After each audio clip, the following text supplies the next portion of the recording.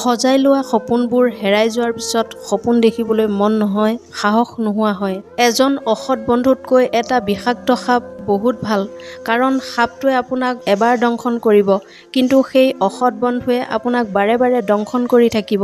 মিছা কথা কোৱা মানুহৰ লগত কেতিয়াও বিবাদত লিপ্ত নহবা, কাৰণ ই মানুহৰ লগত তোমাৰ বিষয়ে এনেকুৱা মিছা কথা ক'ব যি তুমি কল্পনাও কৰিব নোৱাৰিবা। সাগৰত বহুত ঢৌ থাকে, কিন্তু সকলো ঢৌ কিনাৰলৈ আহিব নোৱাৰে। ঠিক তেনেদৰে জীৱনত বহুত বন্ধু হ'ব পাৰে, কিন্তু সকলো বন্ধু মনৰ নিচিনা হ'ব নোৱাৰে।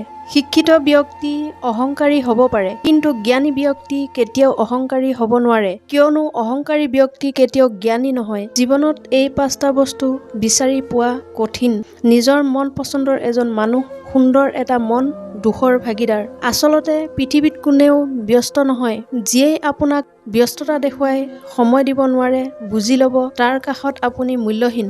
মনৰ কষ্ট আৰু চকু পানী কাকো দেখাব নাযাব।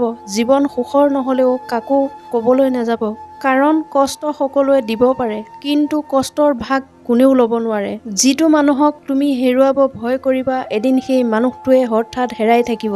লেতেৰা মনৰ মানুহবোৰে ভালপোৱাৰ ৰাজ্যত ৰাজত্ব কৰি ফুৰে, আৰু সঁচা ভালপোৱা মানুহবোৰ অৱহেলাৰ ভিৰত হেৰাই যায়। ভালপোৱা 4টা আখৰৰ শব্দ, কিন্তু তাক বজাই ৰাখিবলৈ বিশ্বাস, সন্মান আৰু ভৰসাৰ প্ৰয়োজন। ভালপোৱাৰ কাৰণে আপোনাৰ ৰোমান্টিক কথা শিকিব নালাগে। যিয়েই আপোনাক ভাল পাব, আপোনাৰ প্ৰতিটো কথাই তাৰ ভাল লাগিব।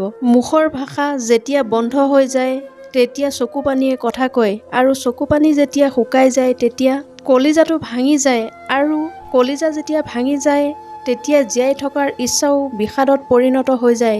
সম্পৰ্ক তেজৰ বান্ধোন নহয়, অনুভূতিৰ বান্ধোনেৰেহে তৈয়াৰ হয়। য'ত অনুভূতিৰ বান্ধোন থাকে, সেইখিনিত পৰো আপোন হয়, আৰু য'ত অনুভূতিৰ বান্ধোন নাথাকে, সেইখিনিত আপোন মানুহবোৰো পৰ হৈ যায়।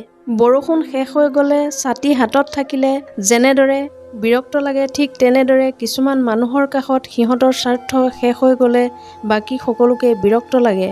শিক্ষাই মানুহক আলোকিত কৰে, আৱেগে মানুহক বেয়া কৰে, বিবেকে মানুহক বচায়, আনন্দই মানুহক হহুৱায়, ধৈৰ্যই মানুহক উন্নত কৰে, আৰু মিথ্যাবাদে মানুহক ধ্বংস কৰে। ভালপোৱা কি যিসকলে নাজানে, সিহঁতৰ কাষত টাইম পাছ। যিসকলে এইটোক লৈ খেল খেলে, সিহঁতৰ কাষত গেম। যিসকলৰ নাই, সিহঁতৰ কাষত সপোন। যিসকলে এইটো বুজি পায়, সিহঁতৰ কাষত জীৱন, আৰু যিসকলে এইটোক হেৰাই পেলায়, সিহঁতৰ কাষত দুখৰ সাগৰ।